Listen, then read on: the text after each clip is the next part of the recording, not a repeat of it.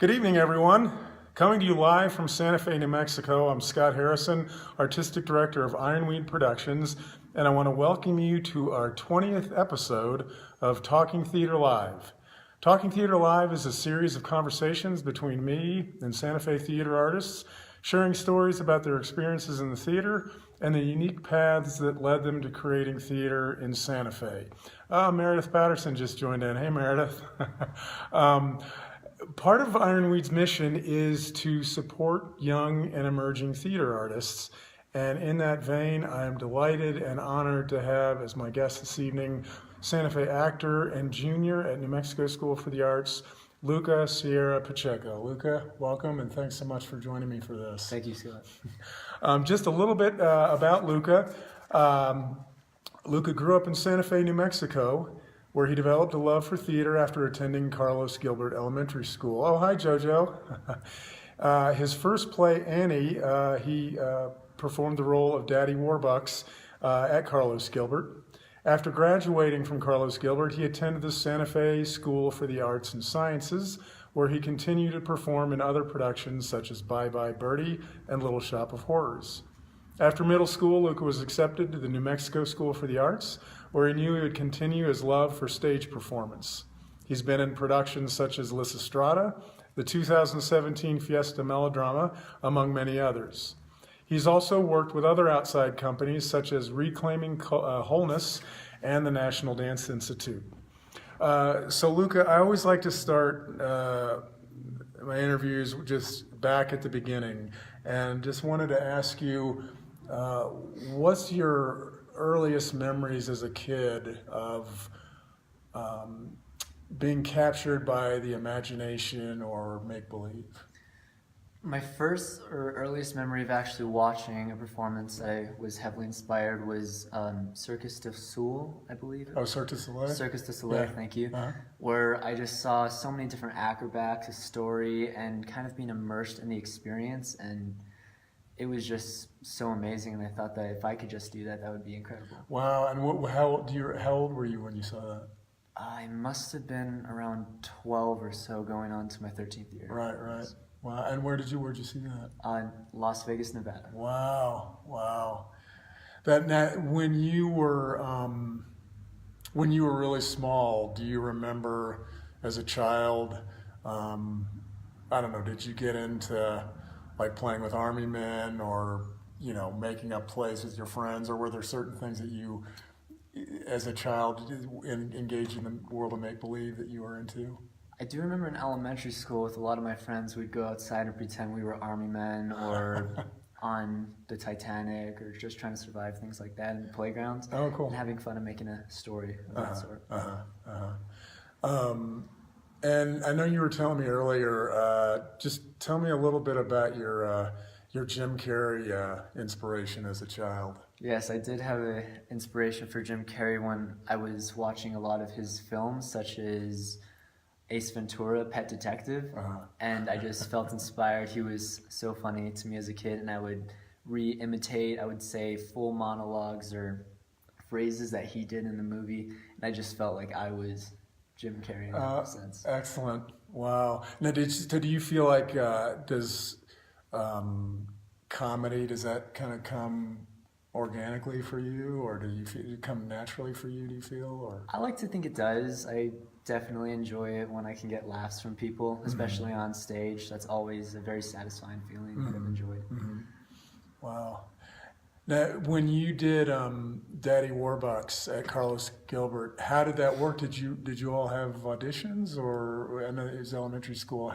How'd you get cast in that role? I remember there was a cast list on my way to music class, and I thought that I would never want to do anything like that, but then we had to actually audition for that because it was a little experience for us, and I ended up getting Daddy Warbucks, and I just had a blast acting like someone else. Wow. Now, do you remember do you remember? Did you have to just read from the play for the audition, or? I think we did. In fact, the music teacher took some songs from the film and showed us a little page with all the music and everything, and we would actually sing it out loud, and we would just do little skits from it too, and that was always really fun.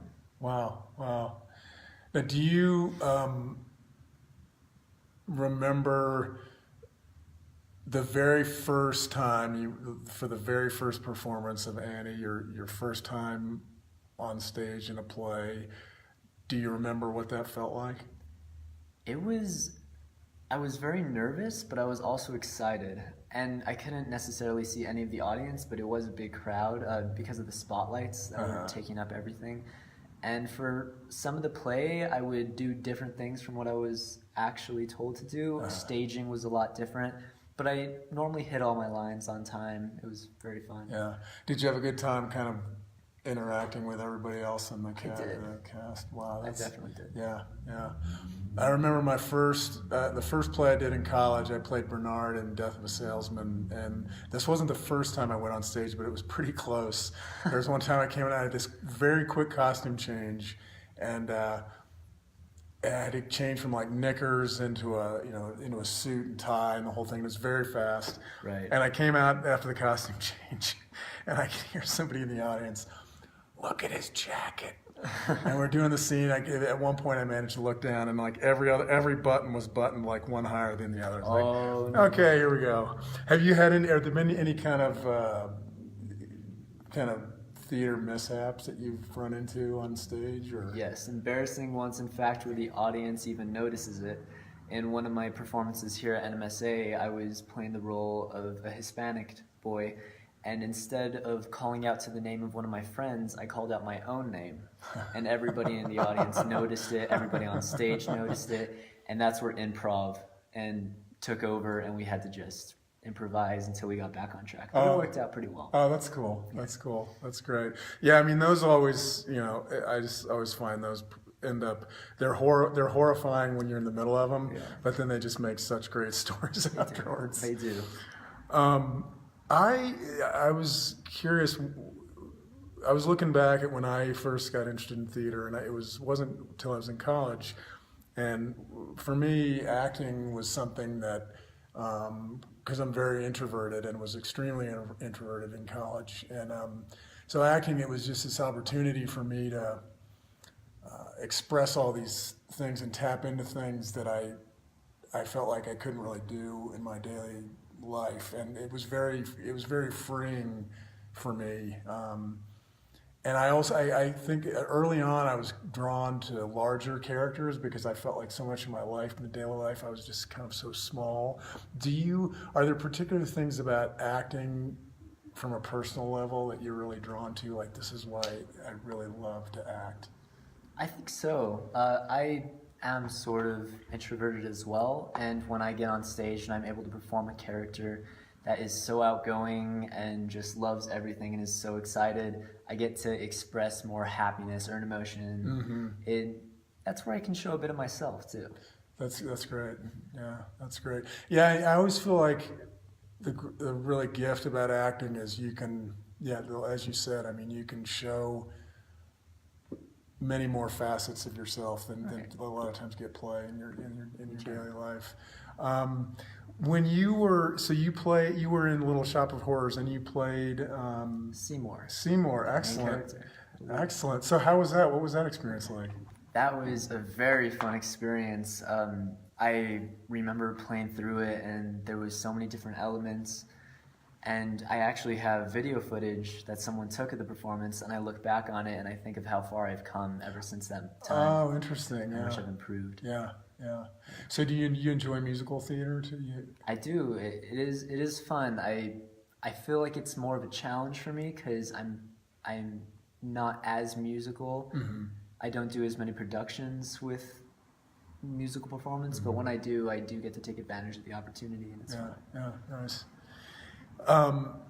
Because I know going to New Mexico School for the Arts is, and you're studying theater. I am. And it's a rigorous process to get in. It is. When did you decide that acting was something you really wanted to pursue? It would have had to be in the production of Bye Bye Birdie that I was doing. Even before that, in fact, before I did that performance, I thought of auditioning for art, and Clay things of that sort. But then as soon as I did that performance, I thought, wow, this is something I love to do more than anything else, and it's something I'm actually good at, and people tell me that I do a good job at, so I should try for this instead. So then I tried for that, and people thought that I had talent, and I tried for NMSA, and I was accepted, and it was one of the happiest times of my life. Gosh. Now, talk about that process. What is the process to get into NMSA as a student and also as a theater student? From what I hear, it changes a bit every year. There's new elements that they'll add, but when I had to go in, I had to perform 2 monologues. One, I believe, was dramatic and the other comedic. Do you remember which ones they were? Or? I don't remember the name of them. Yeah. I Yeah, don't. no, that's okay. It was 3 years ago. Yeah. But the process of doing that, at Santa Fe School for the Arts and Sciences, they brought in an acting coach for me and some other of my peers who auditioned for NMSA, and we practiced with them. Mm-hmm. And they taught us new ways of giving the monologue that was very helpful. And when I came to my audition, I was beyond nervous. But they also have students who will come and comfort you, and you can do your monologue with them, and they'll give you input. They'll tell you what you can do to do better, and it's really NMSA helpful. students? At NMSA. Gosh, and that's I great. was one of those students too. The next year, Yeah. I got to look at the upcoming freshmen and help them. And then in the audition process, when you're actually in the room, you'll perform your monologues, and then they'll give you a challenge, a little sort of thing where they push your monologue a bit. For me, they made me balance a book on my head while doing that, and at one point I dropped the book, but it was on the perfect line where I can just do the line and pick the book right back up. Yeah. And it was very Nice. Yeah. Oh man.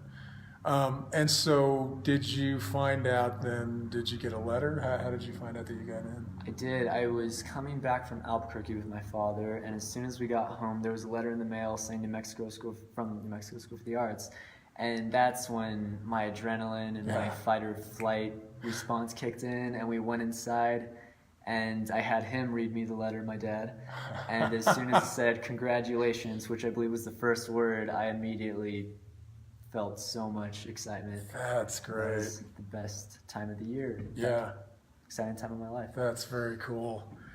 I remember, when you were talking earlier about the Daddy Warbucks and about the whole cast list thing, I remember that feeling of that was a kind of a first play experience for me, going up and looking at the cast list board and seeing your name on it. That was just magical. I was like, oh my gosh, I got cast.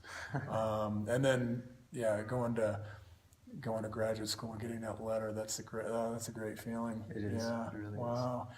Well, in terms of your time so far at NMSA, what are some of the things for you that have been the most rewarding in terms of your experience as a student?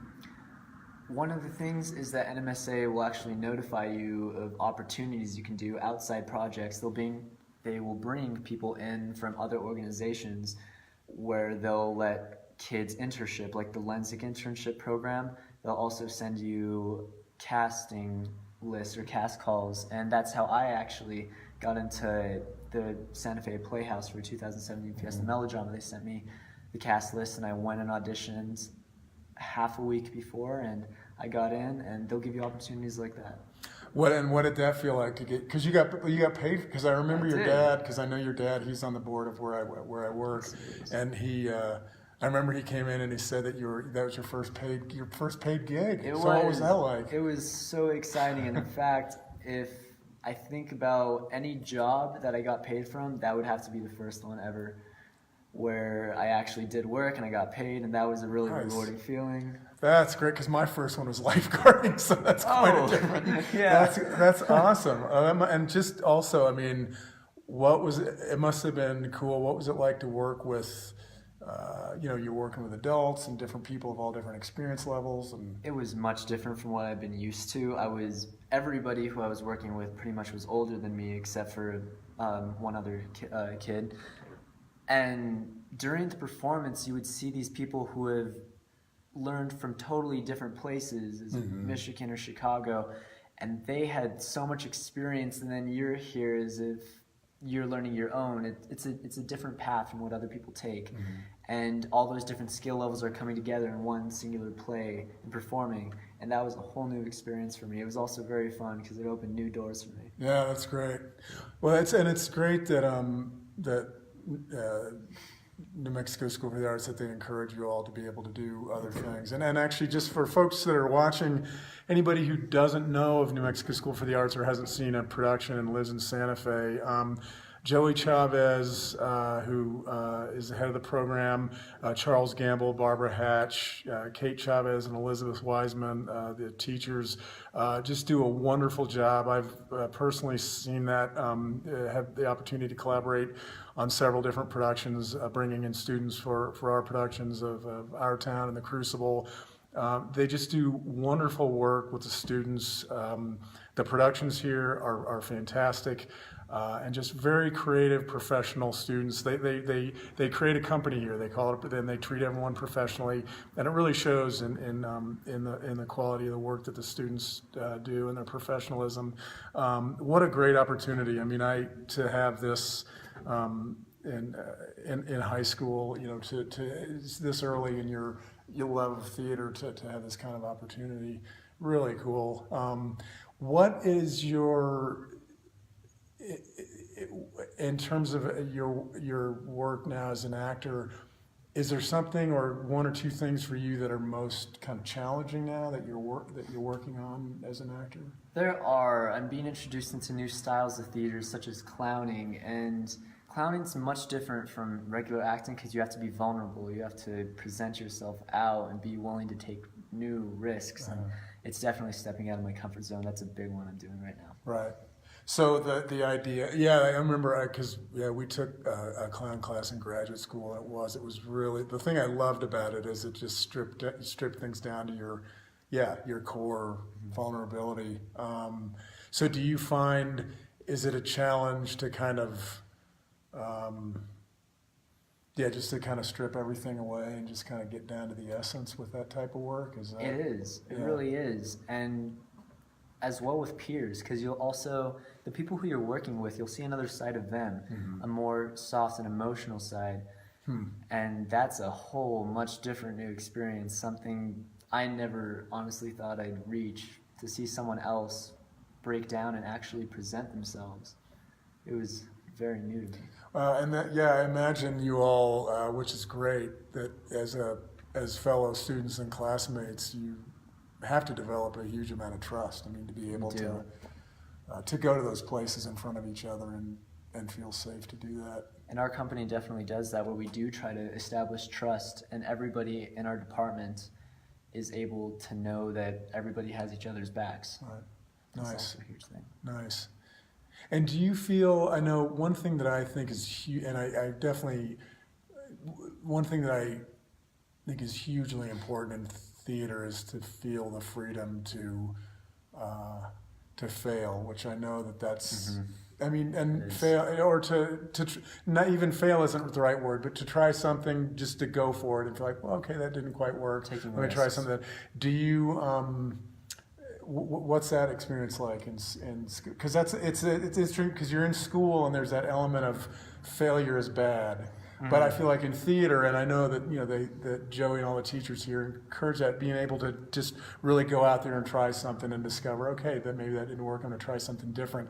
Well, what's that like for you as a student to have that freedom to fail? You know?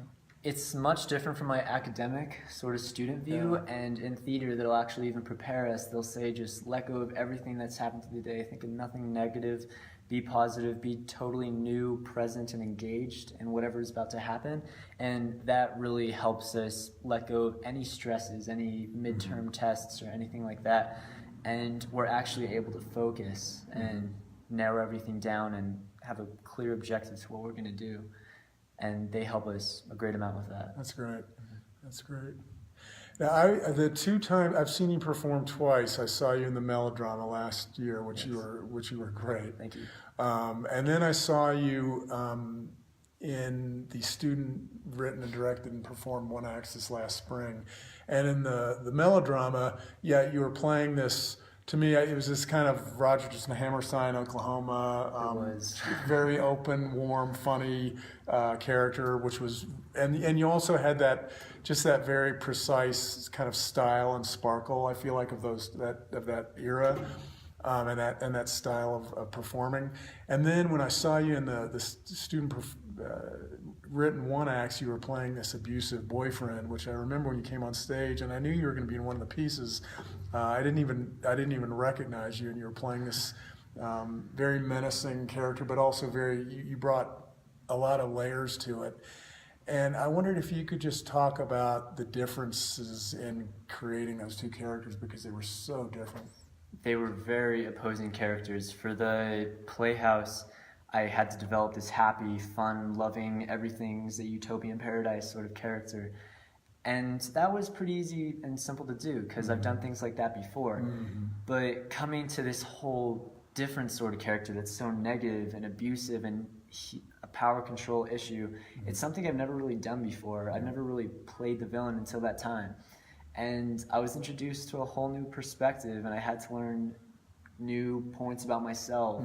I had to bring in negative aspects to my body and help that engage. I remember going to Denver, Colorado with my whole company, and I learned new techniques as to how to take on that character so much more. Mm-hmm. And yeah, I know you were telling me a little bit earlier you watched Heath Ledger's performance in The Dark Knight before, as you were preparing for that. What was that like, and how do you feel like that informed? Do you feel like it informed you from kind of an internal, inside out place, or from an outside in, or both? How did it inform your performance? I think a bit of both, because when I was watching The Dark Knight, Heath Ledger it was a performance that was so ominous and dark, and it's something I wanted to honestly try someday. And I felt so much inspiration because it was a character who was willing to literally throw himself out there and doesn't care what happens to him. And I thought if I could bring a bit of that sort of, I have the power, I can do whatever I want to do, that would benefit my character. And that performance, it did help me. And I remember even holding on to it after the performance, because it's not something you can just let go of right after. So holding on to did you feel like that? Yeah, kind of the physicality or the spirit of that character was just it took a while to let go of. Yeah, it stays with you for a bit, but it'll slowly go away over time. Forget about it, but it can always come back. It's a good tool to use. Yeah. Did you feel like and I know it was probably a combination, but because your physicality and also just your physicality and also just what was going on internally for this guy was so clear. Did your physicality kind of tend to come? Did you find the kind of what was going on inside the character, and your physicality kind of came naturally from that, or did you kind of experiment with some different physicalities and found that actually informed what was going on the inside? Yes, I experimented a lot with physicality. I remember my director focused a lot with me to develop that physicality, and it showed throughout the performance, is what I think. Yeah. That was very helpful. Yeah, nice. Yeah, it's interesting because I always am fascinated by just little physical adjustments, or also I love working on dialects because it's a very visceral way to suddenly you just feel like you're in this other character because you're talking in a very different way. And I don't know, for me it's always fascinating, that kind of balance between trying external things that inform how you feel on the inside, or kind of deepening the internal things and seeing how that manifests, in terms of your movement and things like that.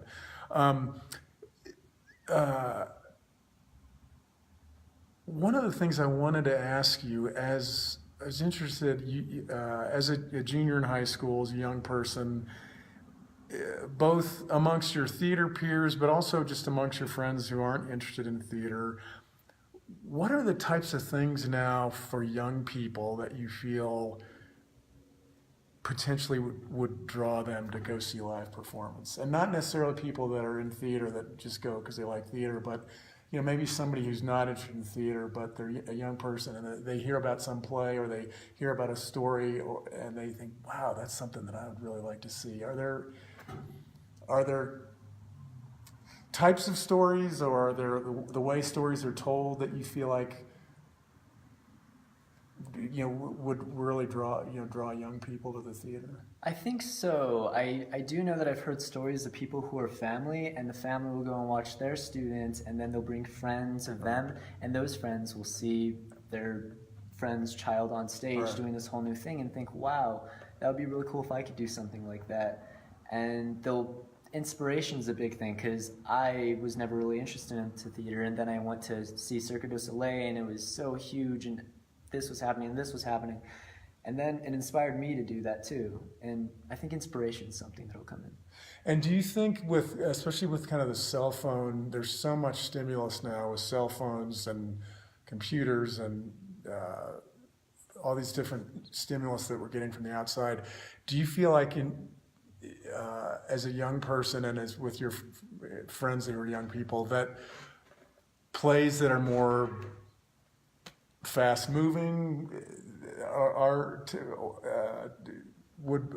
more compelling nowadays? Do you know what I mean? Or As if technology gets in the way? yeah, or it's as almost live performance almost needs to kind of compete with the cell phone world, or Possibly, yes. But also, people will watch performances on their cellular devices. I sometimes do that myself. And that could be another realm of... It does get in the way to an extent, but it can as well probably pose a bit of opportunity. If I know my mother, she films a lot of my productions and plays, and she'll post them onto her Facebook and show her friends, and that'll get me further out there. yeah. And that's one thing, but it could also possibly be a distraction. I mean, you'll see people texting on their phone. Right, Too. right. Do you have, at this point you're a junior, so you've got a couple years, are there particular things you're thinking about in terms of,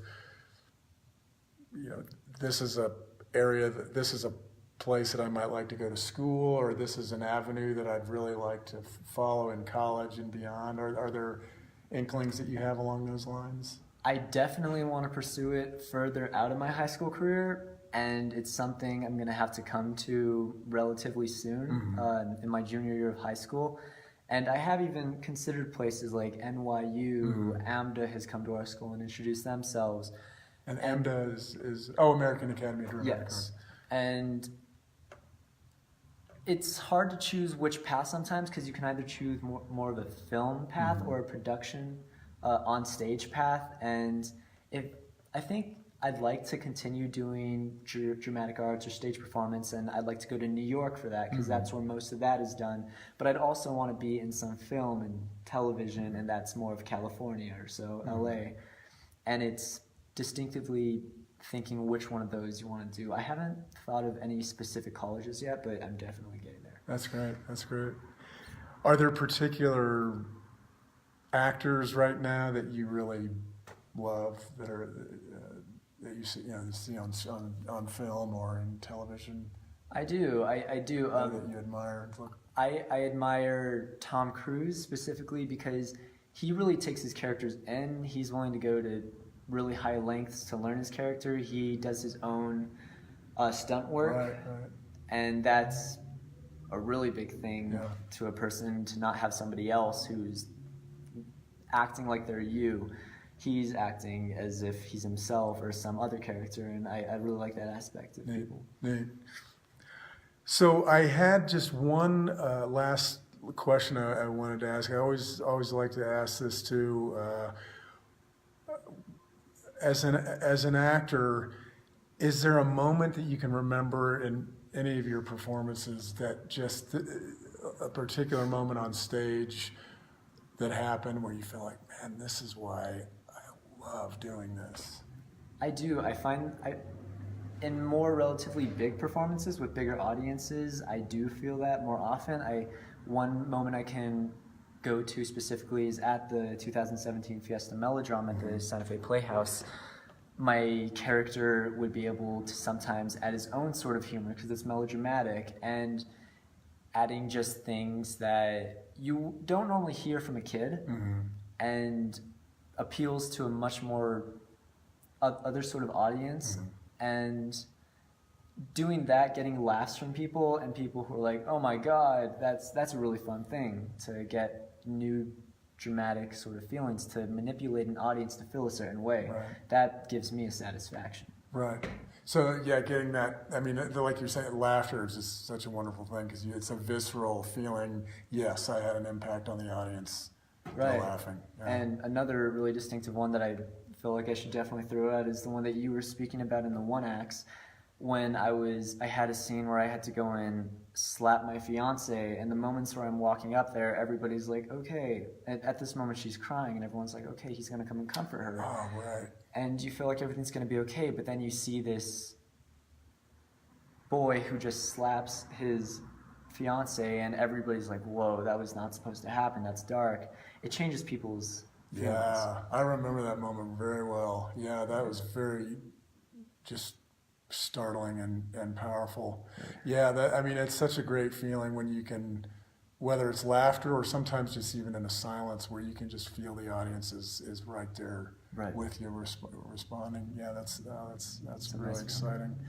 Well, Luca, this has been such a joy for me. Thank you so much for this conversation. It's really been just inspiring to me to hear about your journey, and I'm wishing you, much luck on your journey from here on out. Do you mind if I ask you a question? Oh, sure. You're the founder of Ironweed Productions, as I know, and you also were a performer yourself. How did you have to do like a transition from performer to in charge of this much bigger organization? Oh, that's a good question. Yeah, I was living in New York, and I was acting and auditioning and doing things, but I don't know, there was a point where I started getting more interested in, instead of, I can audition for this play, and I don't really, there were times just like, I'm not really crazy about this play, but it's a job, it's a job. I have to, I started getting more interested in, here's this play, and here's these people that I've worked with, and I would love to have them read this. I'd love to have them read Who's Afraid of Virginia Woolf. I remember that was one of the first, and so I got together, I think that was one of the first ones I did. I just got together 4 of my friends in our apartment, and we had dinner, and I had them read Who's Afraid of Virginia Woolf. And when they read it, I was just like, man, these people need to do this play. And for me, it was really freeing to have that feeling of, then I started looking at just plays and like, who would I love to see read these roles? And it kind of was a shift from what roles do I want to play to here's a really cool story, and here's 4 people that I would just love to hear read it. And then they would read it, and then I would have that feeling of like, well, we have to figure out a way to do this. I mean, and that's kind of how it started. And that's no, thanks for the question. That's for me what gets me most excited right now is just reading a great play and picturing people that I know that, man, I would love to, first of all, I'd love to hear these people in these roles, and then if you get them all together and read, and then they read, and you just feel like, you know what, we need to do this story. So, yeah, that's great. Anyway, yeah, thanks for the question. Thank you, Scott. Yeah, well, thanks so much, Luca. Yeah, this was so much fun, and thank you all for joining us. Just this few tiny little details. We will post this on our Ironweed Productions Facebook page, so please like us and follow us on Facebook. Theater Santa Fe, who also has a theater walk coming up September 22nd. So check out their website, theatersantafe.org, for information on that. They also kindly have posted and will post all of our videos on their community tab. We have the Talking Theater Live link, so you can see all these videos on theatersantafe.org. And we'll also post future interviews on our Ironweed Facebook page. But again, thank you all very much for joining us. Luca, thank you again. Thank you. And good night, everyone.